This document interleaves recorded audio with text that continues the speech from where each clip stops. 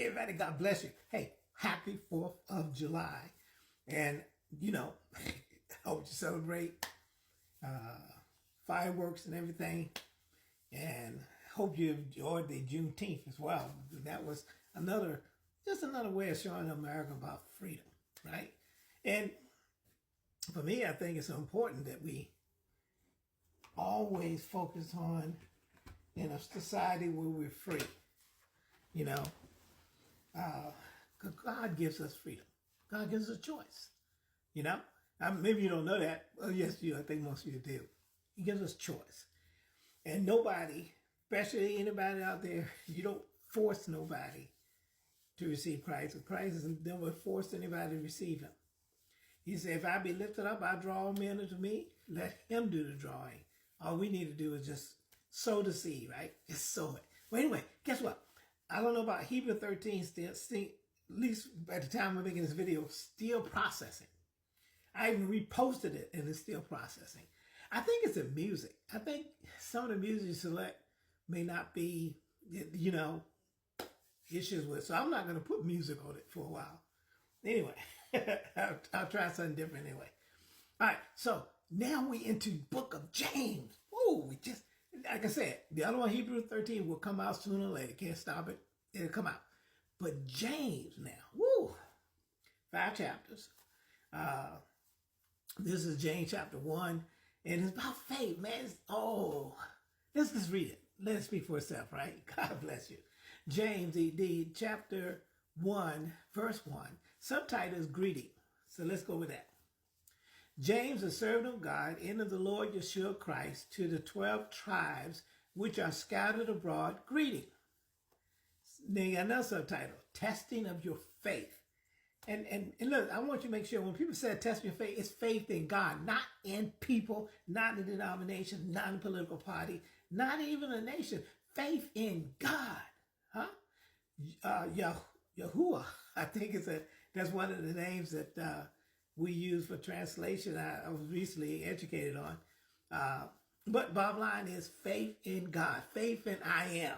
I am who will be whatever you need him to be, man. God bless.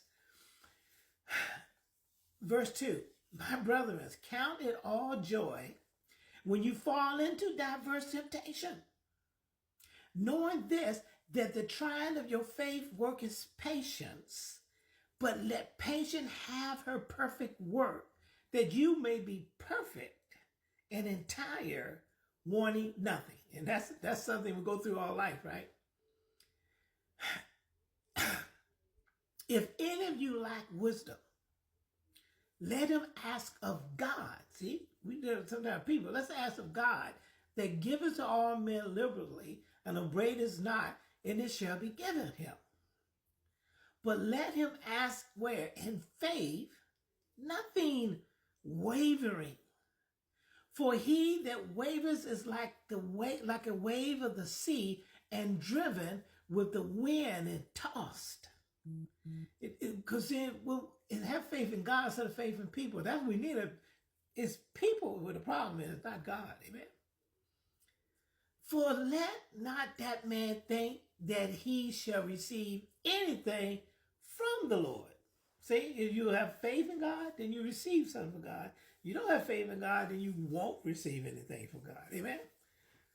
A double-minded man is unstable in all his ways.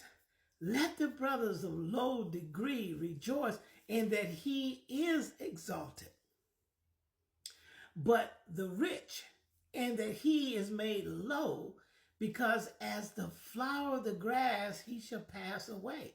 That way we don't put our stock in people and their wealth or material things. Put our stock in the Lord. Amen. For the sun is no sooner risen with a burning heat, but it is withered the grass, and the flower thereof falleth, and the grapes of the fashion of it perish. So also shall the rich man fade away in his ways. Blessed is the man that endureth temptation, for when he is tried, he shall receive the crown of life, which the Lord has promised to them that love him. Let no man say when he is tempted, I am tempted of God. For God cannot be tempted with evil, neither tempteth he any man. But every man is tempted when he is drawn away of his own lust and enticed. Then when lust has conceived, that is, when lust has conceived, it bringeth forth sin.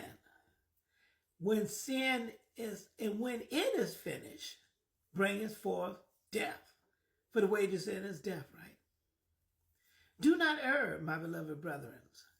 Every good gift and every perfect gift is from above and cometh down from the Father of light, with whom is no variableness, neither shadow of turning. Of his own will begat he us with the word of truth. That's the Christ. That we should be a kind of first fruit of the creatures, of his creatures. Wherefore, my beloved brethren, let every man be swift to hear, slow to speak, slow to wrath. For the wrath of man worketh not the righteousness of God.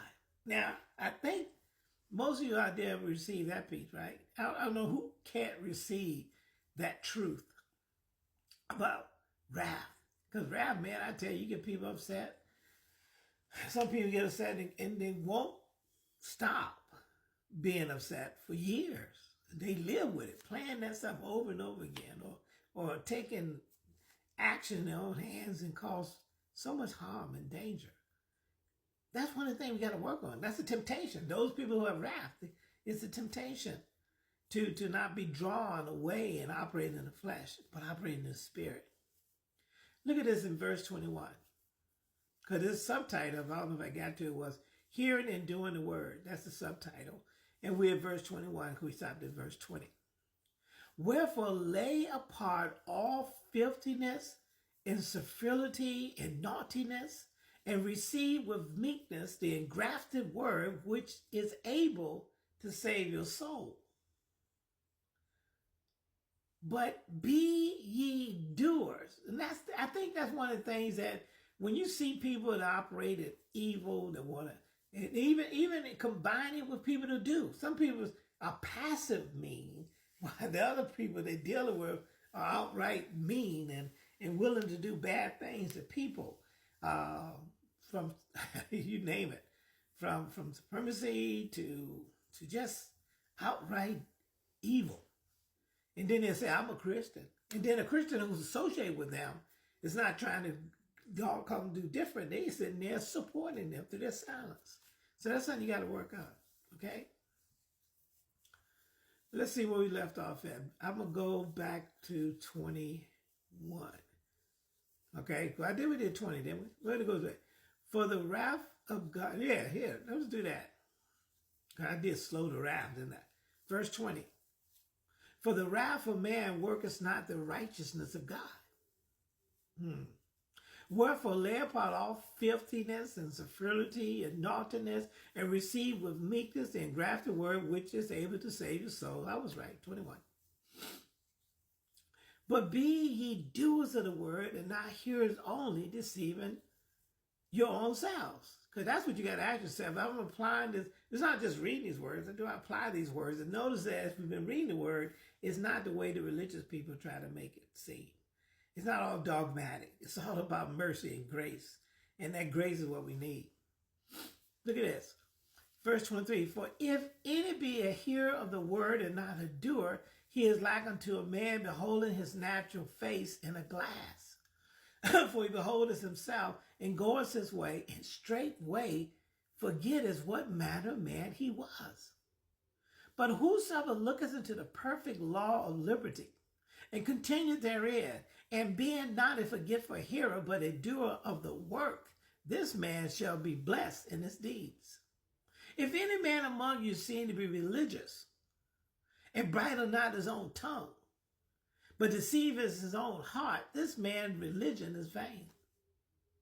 Pure religion and undefiled before God and the Father is this, to visit the fatherless and the widows, and in their affliction, and to keep himself unspotted from the world. Amen? Don't forget Romans 10 out of 10.